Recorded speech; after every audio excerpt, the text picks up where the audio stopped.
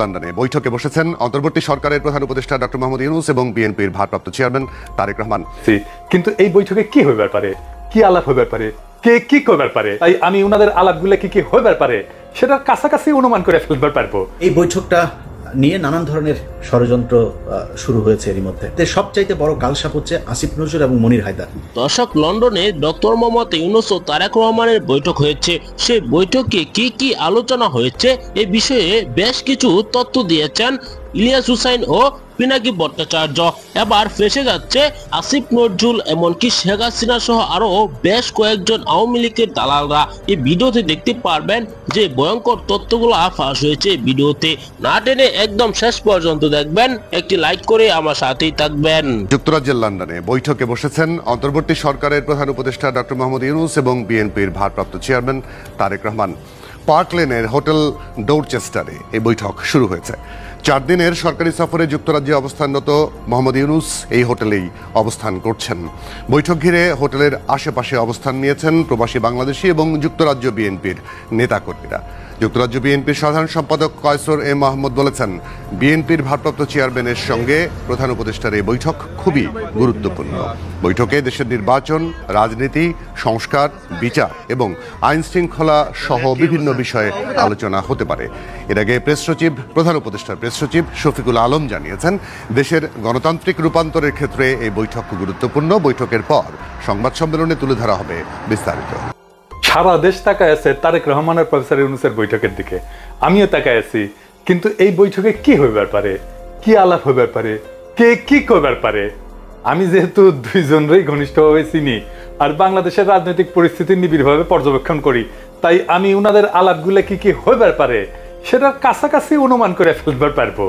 বাংলাদেশে খুব অল্প মানুষ আছে যারা প্রফেসর ইউনূসের সাথেও কাজ করেছে, আবার তারেক রহমানের সাথে ঘনিষ্ঠভাবে অ্যাক্টিভিজম করেছে। আমি এটা করেছি একটা নির্দিষ্ট সময়ে খুবই ঘনিষ্ঠভাবে, তাই আমার অনুমান খারাপ হবে না। দুইজনের চিন্তা পদ্ধতি আমার জানা আছে। এই মিটিংয়ে যদি তারেক রহমান আর প্রফেসর ইউনূসের আলোচনা ফলপ্রসূ না হয়, তাইলে বাংলাদেশের কপালে খারাপই আছে। বাংলাদেশের ভবিষ্যৎ সত্যিকারই চূড়ান্তভাবে অনিশ্চিত হয়ে যাবে। এখানে আরো একটা বিষয় আছে, তা হচ্ছে খালেদা জিয়া ম্যাডাম নিজে এই অচল অবস্থা কাটাইতে ইন্টারভেন করেছেন। তিনি প্রফেসর ইউনূসের সঙ্গে দ্বন্দ্বে না জড়ানোর পরামর্শ দিচ্ছেন। যদিও খালেদা জিয়ার উপদেষ্টা এই ইন্ডিয়ার মাল, ছাত্রলীগের সাবেক প্রেসিডেন্ট, তার দিয়েই যাইতেছে। শুনেন কি কয় মালদা।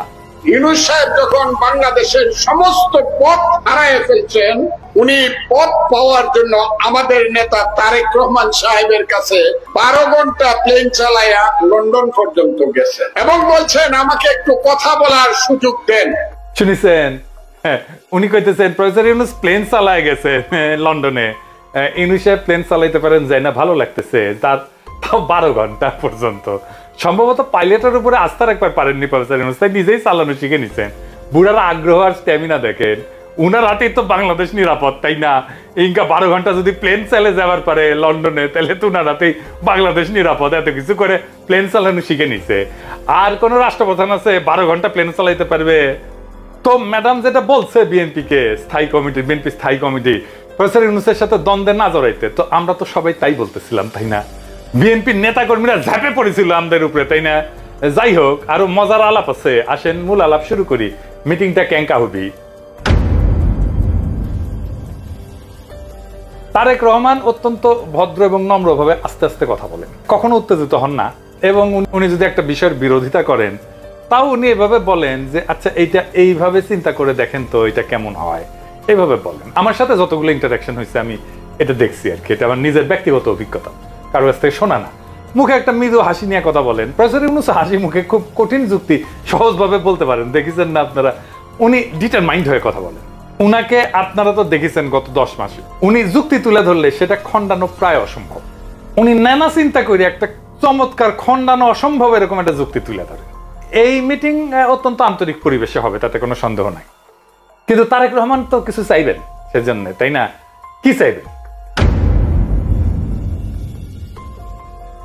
আমার মনে হয় উনি ইলেকশন ফেব্রুয়ারিতে আগে আনার অনুরোধ করবেন। এখন দেখেন, খালেদা জিয়াও কিন্তু মনে করেন ফেব্রুয়ারিতে ইলেকশন হলে ভালো হবে।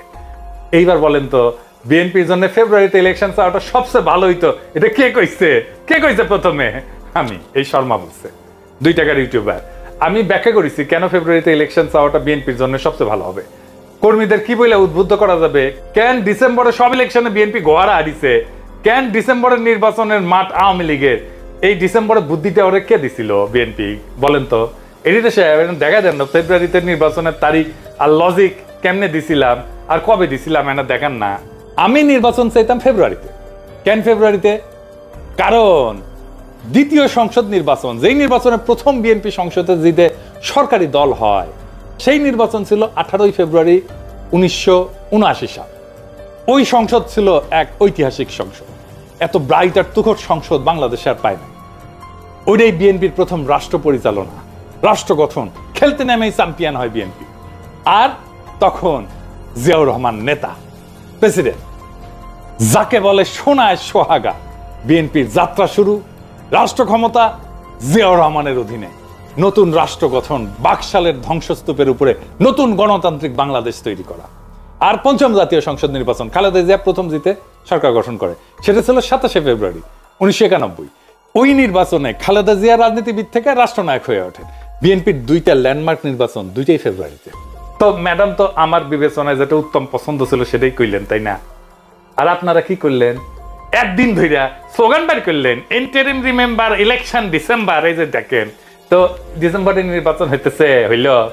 এখন যে ফেব্রুয়ারি চাইতেছেন, এখন যদি বলে কেউ যে কেন ডিসেম্বরে চাইছিলেন, উত্তর আছে কোন? হ্যাঁ, এখন ফেব্রুয়ারির পক্ষে যুক্তি দিবেন, তো ডিসেম্বরে কেন চাইছিলেন?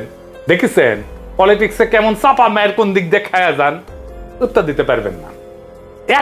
এত বড় দল, এতগুলো বড় বড় মাথা, দলের স্ট্র্যাটেজিস্টরা নাকি একজন কম করে হলে 3টা করে পিএইচডি করা আছে।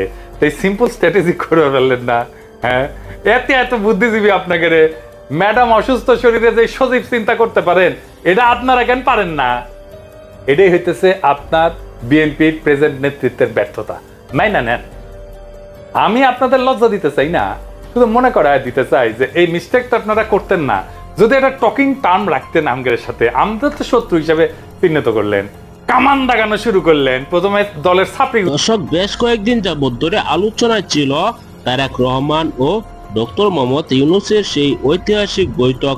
অবশেষে সেই বৈঠক শেষ হয়েছে। বৈঠক শেষে এখন পর্যন্ত সাংবাদিকদের সামনে কোনো কথা বলেননি ফেস সচিব, কিন্তু এর আগেই পিনাকি ভট্টাচার্য, সাংবাদিক ইলিয়াস হুসাইন এ নিয়ে প্রতিবেদন প্রকাশ করেছে। তারা বেশ কিছু তথ্য দিয়েছেন। আপনারা জানেন সাংবাদিক ইলিয়াস হুসাইন ও পিনাকি ভট্টাচার্য বাংলাদেশের রাজনীতিতে একটি আলোচিত নাম। তারা যাই বলে সেটি কিন্তু দর্শকরা মনোযোগ সহকারে শুনে, এমনকি তাদের অনেক তথ্যই কিন্তু সত্য হয়।